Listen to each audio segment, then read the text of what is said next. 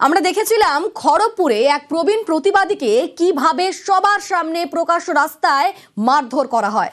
সেই ঘটনার ৪৮ ঘন্টা পেরিয়ে গিয়েছে, তারপরেও অধরা অভিযুক্তরা।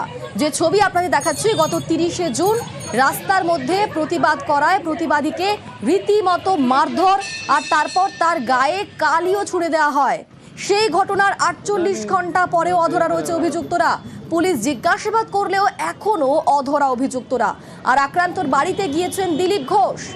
আক্রান্ত অনিল দাসের সঙ্গে কথা বলেছেন দিলীপ। আমাদের সঙ্গে রয়েছেন প্রতিনিধি শঙ্কর। ৪৮ ঘন্টা পেরিয়ে গেলেও এখনো কেন অধরা রয়েছে অভিযুক্তরা? তারই পাশাপাশি দিলীপ ঘোষ, তিনি আজকে গেলেন সেই ব্যক্তির বাড়িতে, তিনি কি বললেন সেখানে গিয়ে? দেখো, এই প্রশ্নটাই কিন্তু সাধারণ মানুষ এবং দিলীপ ঘোষেরও, যে ৪৮ ঘন্টা কেটে গেছে, কিন্তু দল তাকে শোকজ করেছে, কিন্তু এখনো কেন গ্রেপ্তার হয়নি তৃণমূল নেত্রী বেবি কোলে, তা নিয়ে কিন্তু প্রশ্ন উঠছে।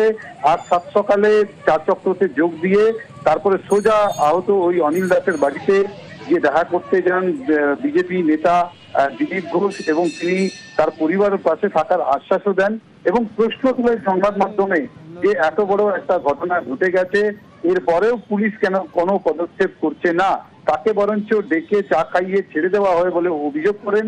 তুমি জানো যে দুদিন আগেই সোমবার সাত সকালে এক প্রবীণ নেতাকে রাস্তায় ফেলে বেধড়ক মারধর করে এবং স্থানীয়রা সেটা দাঁড়িয়ে দাঁড়িয়ে দেখে এবং ক্যামেরা মোবাইল বন্দিও করে। সেই ঘটনায় একেবারে নিন্দার ঝড় উঠেছে। কিন্তু সবচেয়ে বড় প্রশ্ন উঠছে এখনো, যেটা যে ৪৮ ঘন্টা হয়ে গেলেও কেন বেবি কোলেকে গ্রেপ্তার করা হচ্ছে না। যদিও পুলিশ জানিয়েছে বেবি কোলেকে বারবার ডেকে তাকে জেরা করা হচ্ছে, তাকে পুরো ঘটনার তদন্ত করা হচ্ছে। ঘটনার তদন্ত শেষ হলে পুলিশ তার যা কাজ তার বলে জানিয়েছে। বেশ, ধন্যবাদ। অ্যারেস্টই হবে, যে অপরাধ করেছে সে থানায় গিয়ে চা খেয়ে এসছে বসে। এফআইআর করার আগেই গিয়ে টিএমসির নেতা প্রদীপ সরকার পৌঁছে যাচ্ছে, কি এফআইআর হবে সে লিখে দিচ্ছে। একটা ঘটনা হলে অত্যাচারিত গেলে ৪ দিন ঘোরায় পুলিশ, এটা এফআইআর নেয় না। তার সাক্ষী বিমদা আছে, গরিব মানুষের জন্য গেছে। এই যদি পুলিশের ক্যারেক্টার হয় তো মানুষ কার কাছে যাবে? তো গুন্ডা বদমাশরাই দাপিয়ে বেড়াবে। ৪ দিন ধরে প্ল্যানিং চলছে, আমরা জানি। তাকে অপমান করার সুযোগ খোঁজা হচ্ছিল, প্ল্যান করে ওখানে তাকে অত্যাচার করা হয়েছে এবং আগের থেকে পুলিশের সঙ্গে সবার সঙ্গে সেটিং করা। নজর রাখবো বজবজের দিকে। বজবজের কারখানায় ধুমধুমার, বেতন বকেয়ার অভিযোগে উত্তেজনা। বৈঠক চলাকালীন দুষ্কৃতী হামলার অভিযোগ।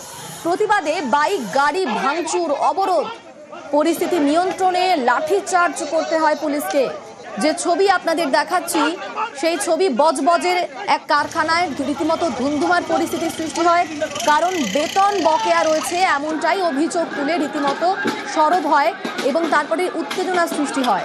বৈঠক চলাকালীন দুষ্কৃতী হামলার অভিযোগ, সেই প্রতিবাদে বাইক, গাড়ি ভাঙচুর, রীতিমতো অবরোধ হয়, আর পরিস্থিতি নিয়ন্ত্রণে আনতে লাঠিচার্জ করে পুলিশ।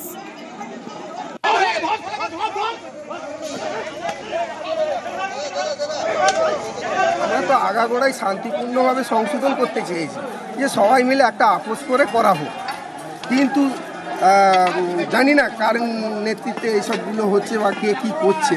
ড্রাইভাররা পরিষেবা দিচ্ছে 24 ঘন্টা। 24 ঘন্টা পরিষেবা তো আছেই। আমরা যে ন্যূনতম যে আমরা টাকা পাই সেটাও পাচ্ছি। আমরা চেয়েছি যে শান্তিপূর্ণ আলোচনা ভিত্তিক একটা আয়োজন। হঠাৎ করে কিছু লোক এসে আমাদের উপর টর্চার করে। আর এবার নজর রাখবো আবহাওয়ার খবরের দিকে। নিম্নচাপ ঝাড়খণ্ডে সরলেও বৃষ্টি কিন্তু জারি রয়েছে বাংলায়। মৌসুমী অক্ষরেখার জেরে বিক্ষিপ্ত বৃষ্টি দক্ষিণবঙ্গে, তবে আজ বৃষ্টি কমবে দক্ষিণবঙ্গে, এমনটাই সম্ভাবনা রয়েছে। তবে আগামীকাল থেকে আবারও বৃষ্টি হবে দক্ষিণবঙ্গে। আমাদের সঙ্গে রয়েছেন প্রতিনিধি বিশ্বজিৎ। বিশ্বজিৎ, দক্ষিণবঙ্গের জন্য কি আপডেট রয়েছে এবং তাপমাত্রা কিরকম থাকবে? এই যে একটা ভ্যাপসা গরম রয়েছে, সেই গরমটা কি কমবে? দেখো, বৃষ্টিতে রাত এবং দিনের তাপমাত্রা স্বাভাবিকের নিচে নেমেছিল, কিন্তু আজ আবহাওয়ার উন্নতি হয়েছে। ঝাড়খণ্ডের এবং ছত্তিশগড়ের দিকে সরে গেছে নিম্নচাপ। তবে নিম্নচাপ সরলেও একটা হালকা বাতাস থাকবে, অর্থাৎ উপকূল সংলগ্ন যে জেলাগুলি সেখানে হালকা বাতাস বইবে এবং একই সঙ্গে এই বাতাসের সঙ্গে সঙ্গে আবহাওয়ার উন্নতি হবে। তবে গরম বাড়বে, কারণ তাপমাত্রা বাড়বে, রোদ উঠলে তাপমাত্রা বাড়বে, বাতাসে জলীয় বাষ্প রয়েছে, তাই অস্বস্তি কিছুটা বাড়বে। আর একই সঙ্গে আগামীকাল থেকে আবার ভারী বৃষ্টি বিক্ষিপ্তভাবে হতে পারে উত্তর ও দক্ষিণ 24 পরগনা সহ পশ্চিম বর্ধমান, পুরুলিয়া এবং বীরভূম এই জেলাগুলিতে আগামীকাল ভারী বৃষ্টির সম্ভাবনা বিক্ষিপ্তভাবে।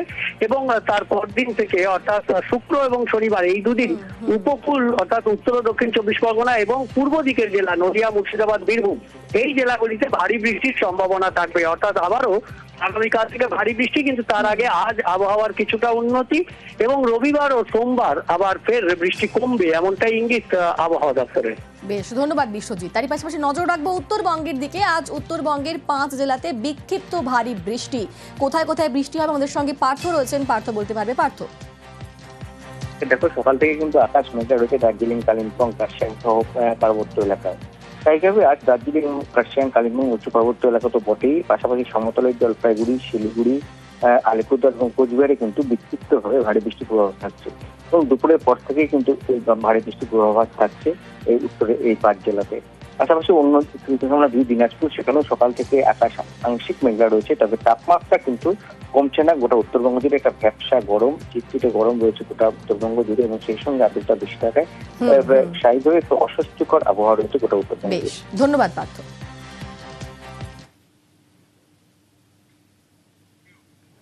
ভরা মৌসুমে ইলিশে কাঁটা হচ্ছে নিম্নচাপ, কারণ উত্তাল সমুদ্রে নামানো যাচ্ছে না ট্রলার, তাই ভরা মৌসুমেও ইলিশে ভাটা।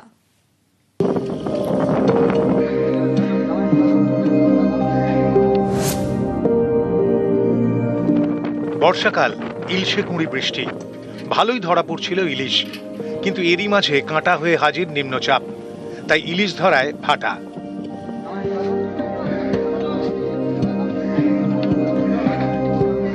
গত 15ই জুন থেকে উঠে গিয়েছে নিষেধাজ্ঞা। তারপরেই ইলিশ ধরতে সমুদ্রে রওনা দেন মৎস্যজীবীরা। প্রথম কয়েকদিনে কয়েকশো টন ইলিশ জালে ধরা পড়ে। তারপর থেকেই নিম্নচাপের জেরে খামখেয়ালি আবহাওয়া, উত্তাল সমুদ্র, ট্রলার নামানোই যাচ্ছে না। আগামী বুধবার পর্যন্ত মৎস্যজীবীদের সমুদ্রে যেতে বারণ করা হয়েছে। এর জেরে ইলিশে ভাটা। অধিকাংশ দিন হচ্ছে ওয়েদার খারাপ, ওয়ার্নিং আসছে আবহাওয়া দপ্তর থেকে, এবং সমুদ্রও খুব উত্তাল। সেখানে কিন্তু আমাদের সমুদ্রে আমাদের ফিশারম্যানরা ঠিকমতো মাছ ধরতে যেতে পারেনি। সে কারণে কিন্তু এই ঘাটতিটা পূরণ করা সম্ভব হচ্ছে না, তো আমাদের ফিশারম্যানদের বহুত ক্ষতি হচ্ছে। 15ই এপ্রিল থেকে 14ই জুন এই 60 দিন ইলিশ ধরার ওপর নিষেধাজ্ঞা থাকে। সেই নিষেধাজ্ঞা উঠতেই সমুদ্রে যায় ট্রলার। গত 15ই জুন থেকে 1000-এর বেশি ট্রলার সমুদ্রে নামে। ইলশে গুড়ি বৃষ্টিতে ইলিশও ভালোই ধরা পড়ছিল, কিন্তু হঠাৎ নিম্নচাপ, আবহাওয়া খামখেয়ালি, এর জেরে ইলিশে ভাটা। এখন যে ওয়েদারের যে অবস্থা, এই বাতাসের জন্য প্রচুর লস। মানে এরা 2-3 করে এখন মাছের কোনো ইলিশ মাছের কোনো ইয়ে নেই, মাছ পাচ্ছে না, এখন প্রতি টিপে লস হয়ে যাচ্ছে। এখন মাছ হবে কিনা তাও বলতে পারছি না। কাকদ্বীপ থেকে বিশ্বজিৎ হালদার, নিউজ 18 বাংলা।